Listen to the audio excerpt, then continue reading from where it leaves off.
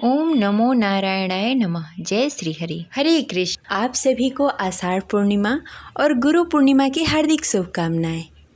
आज भक्तगण पूरी श्रद्धा और भक्ति के साथ सुनेंगे श्री सत्यनारायण व्रत कथा। तो प्रेम से बोले सत्यनारायण भगवान की जय, गौरी पुत्र गणेश की जय। एक समय की बात है, नैमिषारण्य तीर्थ में सैनिक आदि 88,000 ऋषियों ने श्री सूत जी से पूछा, हे प्रभु, इस कलयुग में वेद विद्या रहित मनुष्य को प्रभु शक्ति किस प्रकार मिल सकती है तथा उसका उद्धार कैसे होगा। हे मुनि श्रेष्ठ, कोई ऐसा तप बताएं जिससे थोड़े समय में ही पुण्य मिले और मनवांछित फल की प्राप्ति हो। इस प्रकार की कथा सुनने की हम इच्छा रखते हैं। सर्वशास्त्रों के ज्ञाता श्री सूत जी बोले, हे वैष्णव पूज्य, आप सभी ने प्राणियों के हित की बात पूछी है, इसलिए मैं एक ऐसे श्रेष्ठ व्रत को आप लोगों को बताऊंगा जिसे नारद जी ने लक्ष्मी नारायण से पूछा था और लक्ष्मीपति ने मुनि श्रेष्ठ नारद जी से कहा था। आप इसे ध्यानपूर्वक सुनिए। एक समय की बात है, योगी राज नारद जी दूसरे के हित की इच्छा के लिए अनेकों लोकों में घूमते हुए मृत्यु लोक में आ पहुँचे। यहाँ उन्होंने अनेक योनियों में जन्मे प्रायः सभी मनुष्य को अपने कर्मों द्वारा अनेक दुखों से पीड़ित देखा। उनका दुख देखकर नारद जी सोचने लगे, कैसा यत्न किया जाए जिसके करने से निश्चित रूप से मानव के दुख का अंत हो जाए। इस विचार पर मनन करते हुए वह विष्णु लोक में गए। वहाँ वह देवों के इष्ट भगवान नारायण की स्तुति करने लगे, जिनके हाथों में शंख चक्र गदा और पद्म थे, गले में वरमाला पहने हुए थे। स्तुति करते हुए नारद जी बोले, हे भगवान, आप अत्यंत शक्ति से संपन्न हैं। मन तथा वाणी भी आपको नहीं पा सकती है। आपका आदि मध्य और अंत नहीं है। निर्गुण स्वरूप सदृश्य के कारण भक्तों के दुख को दूर करने वाले आपको मेरा नमस्कार है। नारद जी की स्तुति सुनकर भगवान विष्णु बोले, हे मुनि श्रेष्ठ, आपके मन में क्या बात है? आप किस काम के लिए पधारे हैं? उसे निसंकोच कहिए। इस पर नारद जी बोले, हे प्रभु, मृत्यु लोक में अनेक योनियों में जन्मे मनुष्य अपने कर्मों द्वारा अनेक दुखों से दुखी हो रहे हैं। हे नाथ, आप मुझ पर दया रखते हैं, तो आप बताइए कि वो मनुष्य थोड़े प्रयास से अपने दुखों से कैसे छुटकारा पा सकते हैं। श्री हरि बोले, हे नारद, मनुष्यों की भलाई के लिए तुमने बहुत अच्छी बात पूछी है। जिसके करने से मनुष्य मोह से छूट जाता है, वह बात मैं तुमसे कहता हूँ, उसे सुनो। स्वर्गलोक और मृत्युलोक दोनों में एक दुर्लभ उत्तम व्रत है जो पुण्य देने वाला है। आज प्रेमवश होकर मैं तुमसे कहता हूँ, ध्यानपूर्वक सुनो। श्री सत्यनारायण भगवान का यह व्रत अच्छी तरह विधि विधान पूर्वक करने से मनुष्य तुरंत ही यहाँ सुख भोग कर मरने पर मोक्ष पाता है। श्री हरि की वचन सुनकर नारद जी बोले कि उस व्रत का क्या फल है और उसका विधान क्या है? यह व्रत किसने किया था? इस व्रत को किस दिन करना चाहिए? सभी कुछ विस्तार पूर्वक बताइए। नारद जी की बात सुनकर श्री हरि बोले, दुख व शोक को दूर करने वाला यह व्रत सभी स्थानों पर विजय दिलाने वाला है। मानव को भक्ति और श्रद्धा के साथ शाम को श्री सत्यनारायण की पूजा धर्मपरायण होकर ब्राह्मणों और बंधुओं के साथ करनी चाहिए। भक्ति भाव से ही नैवेद्य, केले का फल, घी, दूध, गेहूं का आटा, गेहूं के स्थान पर साठी का आटा, शक्कर और गुड़ लेकर सभी भक्षण योग्य पदार्थों को मिलाकर भगवान का भोग बनाएं। ब्राह्मणों सहित बंधु बांधवों को भी भोजन कराएं। इसके बाद स्वयं भोजन करें। भजन कीर्तन के साथ भगवान की भक्ति में लीन हो जाएं। इस तरह से सत्यनारायण भगवान का व्रत करने पर मनुष्य की सारी इच्छाएं निश्चित रूप से पूरी होती है। इस कली काल अर्थात कलयुग में मृत्यु लोक में मोक्ष का यही एक सरल उपाय बताया गया है। इस प्रकार श्री सत्यनारायण व्रत कथा का प्रथम अध्याय संपन्न हुआ। तो प्रेम से बोलिए सत्यनारायण भगवान की जय। श्री सत्यनारायण कथा के दूसरी अध्याय के अनुसार श्री सूत जी बोले, हे ऋषियों, जिसने पहले समय इस व्रत को किया था उसका इतिहास कहता हूँ, ध्यान से सुनो। सुंदर काशीपुर नगरी में एक अत्यंत निर्धन ब्राह्मण रहता था। भूख प्यास से परेशान होकर वह धरती पर घूमता रहता। ब्राह्मणों से प्रेम करने वाले भगवान ने एक दिन ब्राह्मण का वेश धारण करके उसके पास जाकर पूछा, हे विप्र, नित्य दुखी होकर तुम पृथ्वी पर क्यों घूमते हो? दीन ब्राह्मण बोला, मैं निर्धन ब्राह्मण हूँ, भिक्षा के लिए धरती पर घूमता हूँ। हे भगवान, यदि आप इसका कोई उपाय जानते हो तो बताएं। वृद्ध ब्राह्मण कहता है, हे विप्रय, सत्यनारायण भगवान मनवांछित फल देने वाले हैं, इसलिए तुम उनका पूजन करो। इसे करने से मनुष्य सभी दुखों से मुक्त हो जाता है। वृद्ध ब्राह्मण बनकर आए सत्यनारायण भगवान उस निर्धन ब्राह्मण को व्रत का सारा विधान बताकर अंतर्ध्यान हो गए। ब्राह्मण मन ही मन सोचने लगा कि जिस व्रत को वृद्ध ब्राह्मण करने को कहा गया है, मैं उसे जरूर करूँगा। यह निश्चय करने के बाद उसे रात में नींद नहीं आई। वह सवेरे उठकर सत्यनारायण भगवान के व्रत का निश्चय कर भिक्षा के लिए निकल चला। उस दिन निर्धन ब्राह्मण को भिक्षा में बहुत धन मिला, जिससे उसे बंधु बांधवों के साथ मिलकर श्री सत्यनारायण भगवान का व्रत संपन्न किया। भगवान सत्यनारायण का व्रत संपन्न करने के बाद वह निर्धन ब्राह्मण सभी दुखों से छूट गया। हर माह इस व्रत को करने लगा। इस तरह से सत्यनारायण भगवान के इस व्रत उसी समय से जो मनुष्य करेगा वह सभी प्रकार के पापों से छूटकर मोक्ष को प्राप्त होगा और सभी दुखों से मुक्त हो जाएगा। श्री सूत जी बोले कि इस तरह से नारद जी से नारायण जी का कहा हुआ श्री सत्यनारायण व्रत को मैंने तुमसे कहा। हे विप्रो, मैं अब और क्या कहूँ? ऋषि बोले, हे मुनिवर, संसार में उस विप्र से सुनकर और किस किस ने इस व्रत को किया, हम सब इस बात को सुनना चाहते हैं। इसके लिए हमारे मन में श्रद्धा का भाव है। श्री सूत जी बोले, हे मुनियों, जिसने इस व्रत को किया वह सब सुनो। एक समय वही विप्र धन और ऐश्वर्य के अनुसार अपने बंधु बांधवों के साथ इस व्रत को करने को तैयार हुआ। उसी समय एक लकड़ी बेचने वाला बूढ़ा आदमी आया और लकड़ियां बाहर रखकर अंदर ब्राह्मण के घर में आ गया। प्यास से दुखी वह लकड़हारा उसको व्रत करते देख विप्र को नमस्कार कर पूछने लगा कि आप यह क्या कर रहे हैं तथा इसे करने से क्या फल मिलेगा, कृपया करके मुझे बताइए। ब्राह्मण ने कहा कि सब मनोकामनाओं को पूरा करने वाला यह सत्यनारायण भगवान का व्रत है। इनकी कृपा से ही मेरा घर धन्य धान्य आदि से भरा हुआ है। विप्र से सत्यनारायण व्रत के बारे में जानकर लकड़हारा बहुत प्रसन्न हुआ। चरणामृत लेकर वह प्रसाद खाने के बाद वह अपने घर गया। लकड़हारे ने अपने मन में संकल्प लिया कि आज लकड़ी बेचकर जो धन मिलेगा उसी से श्री सत्यनारायण भगवान का उत्तम व्रत करूँगा। मन में इस विचार को लेकर बूढ़ा आदमी सिर पर लकड़ियाँ रखकर नगर में बेचने गया। जहाँ धनी लोग ज़्यादा रहते थे, उस नगर में उसे अपनी लकड़ियों का दाम पहले से 4 गुना अधिक मिला। बूढ़ा व्यक्ति प्रसन्नता के साथ दान लेकर केले, शक्कर, घी, दूध, दही और गेहूं का आटा लेकर श्री सत्यनारायण भगवान के व्रत की अन्य सामग्री लेकर अपने घर को गया।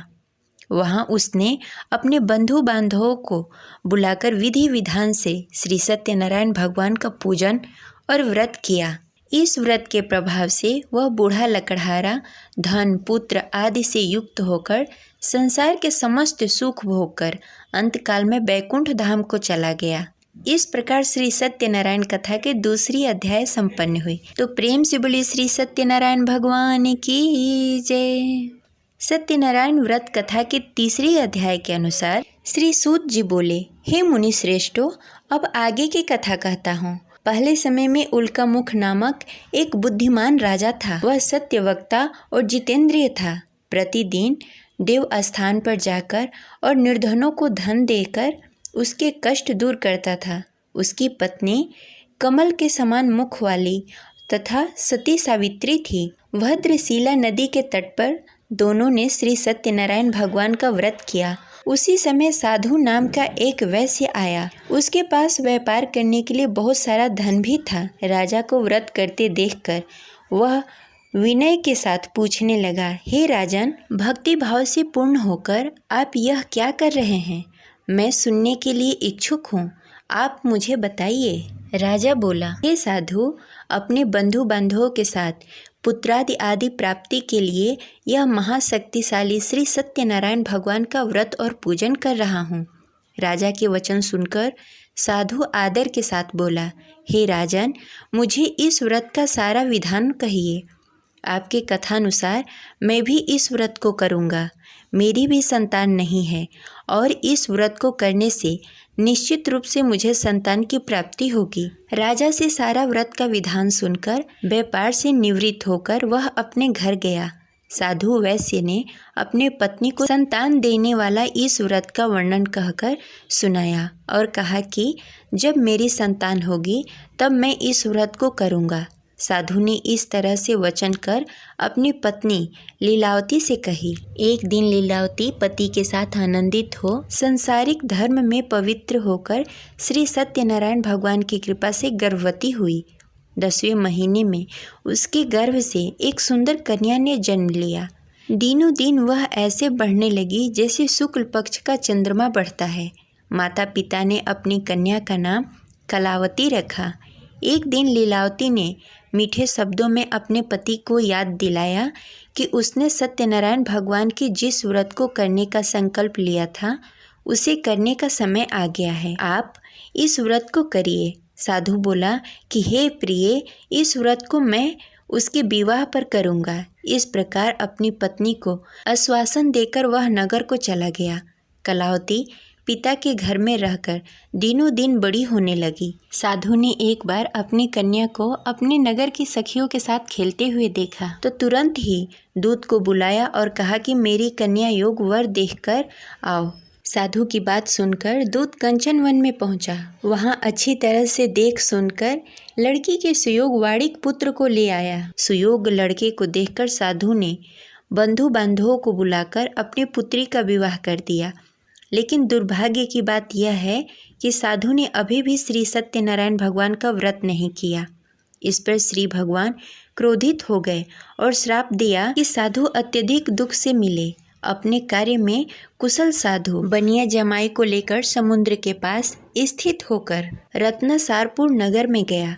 वहां जाकर दामाद और ससुर दोनों ने मिलकर चंद्रकेतु राजा के नगर में व्यापार करने लगे। एक दिन भगवान श्री सत्यनारायण की माया से एक चोर राजा के घर राजा का धन चुराकर भाग गया।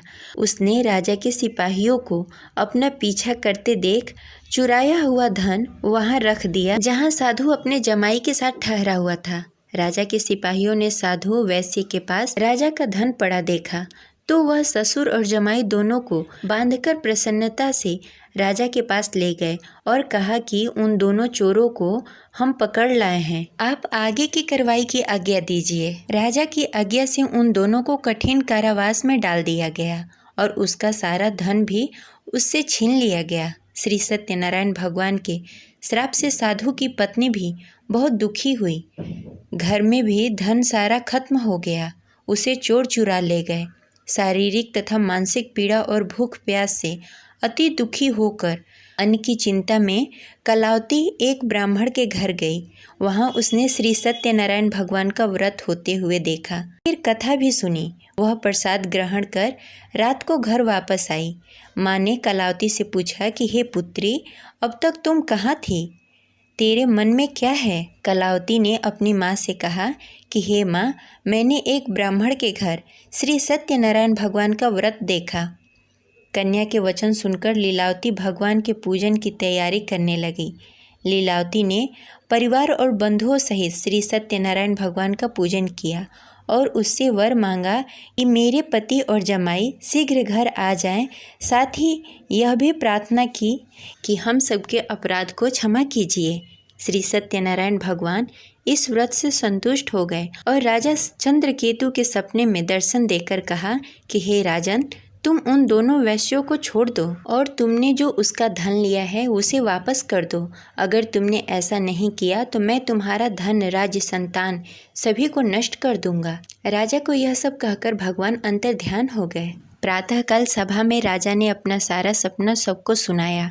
फिर बोले कि वड़िक पुत्रों को कैद से मुक्त कर सभा में लाओ। दोनों ने आते ही राजा को प्रणाम किया। राजा मीठी वाणी में बोला कि हे महानुभाव, भाग्यवश ऐसा कठिन दुख तुम्हें प्राप्त हुआ है। लेकिन अब तुम्हें कोई भय नहीं है। ऐसा कहकर राजा ने उन दोनों को नए वस्त्र आभूषण भी पहनाए और जितना धन उनका लिया था उसे दुगना धन वापस कर दिया। दोनों वैसे अपने घर को चले गए। इस प्रकार सत्यनारायण व्रत कथा की तीसरी अध्याय संपन्न हुई। तो प्रेम से बोलिए भगवान सत्यनारायण की जय। सत्यनारायण कथा के चौथे अध्याय के अनुसार सूत जी बोले, वैश्य ने मंगलाचार कर अपनी यात्रा प्रारंभ की और अपने घर की ओर चल पड़ा। उसके थोड़ी दूर जाने के बाद एक दंडी वेशधारी श्री सत्यनारायण ने उससे पूछा, हे साधु, तेरे नाव में क्या है? अभिवाड़िक वड़िक हंसता हुआ बोला, हे दंडी, आप क्यों पूछते हैं? क्या धन लेने की इच्छा है? मेरे नाव में तो बेल और पत्ते भरे हुए हैं। वैश्य के कठोर वचन सुनकर भगवान बोले, तुम्हारा वचन सत्य हो। दंडी ऐसे वचन कह वहाँ से दूर चले गए। कुछ दूर जाकर समुद्र के किनारे बैठ गए। दंडी के जाने के बाद साधु वैश्य ने नित्य क्रिया के पश्चात नाव को ऊंची उठते देखकर अचंभा माना और नाव में बेल पत्ते आदि देखकर मूर्छित होकर जमीन पर गिर पड़ा। मूर्छा खुलने पर वह अत्यंत शोक में डूब गया। तब उसका दामाद बोला कि आप शोक न मनाएं, यह दंडी का श्राप है, इसलिए हमें उसके शरण में जाना चाहिए, तभी हमारी मनोकामना पूरी होगी। दामाद की बात सुनकर वह दंडी के पास पहुंचा और अत्यंत भक्ति भाव से नमस्कार करके बोला, मैंने आपसे जो असत्य वचन कहे थे उसके लिए मुझे क्षमा कर दें। ऐसा कहकर महान शोकातुल्य होकर रोने लगा। तब दंडी भगवान बोले, हे वड़िक पुत्र, मेरी आज्ञा से बार बार तुम्हें दुख प्राप्त हुआ है, तुम मेरी पूजा से विमुख हुआ। साधु बोला, हे भगवान, आपकी माया से ब्रह्मा आदि देवता भी अपने रूप को नहीं जानते, तब मैं अज्ञानी कैसे जान सकता हूँ? आप प्रसन्न होइए। अब मैं समर्थ के अनुसार आपकी पूजा करूँगा। मेरी रक्षा करो और पहले के समान नौका में धन भर दें। साधु वैश्य की भक्ति पूर्वक वचन सुनकर भगवान प्रसन्न हो गए और उसकी इच्छानुसार वरदान देकर अंतर्ध्यान हो गए।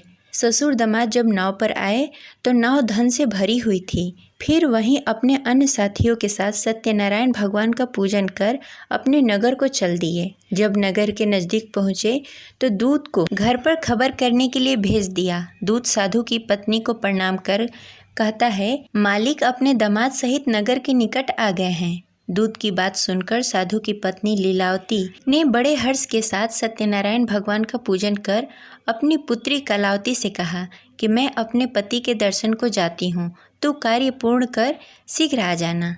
माता के ऐसे वचन सुनकर कलावती जल्द से प्रसाद छोड़कर अपने पति के पास चली गई। प्रसाद की अवहेलना के कारण श्री सत्यनारायण भगवान रुष्ट हो गए और नाव सहित उसके पति को नाव में डुबो दिया।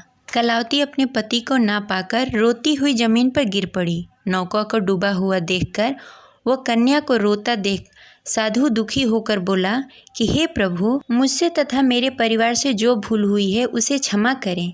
साधु की दीन वचन सुनकर श्री सत्यनारायण भगवान प्रसन्न हो गए और आकाशवाणी हुई, हे साधु, तेरी कन्या मेरी प्रसाद को छोड़कर आई है, इसलिए उसका पति अदृश्य हो गया है। यदि घर जाकर प्रसाद खाकर लौटती है तो उसे उसका पति अवश्य मिलेगा। ऐसी आकाशवाणी सुनकर कलावती घर पहुंचकर प्रसाद ग्रहण करती है और फिर आकर अपने पति के दर्शन करती है।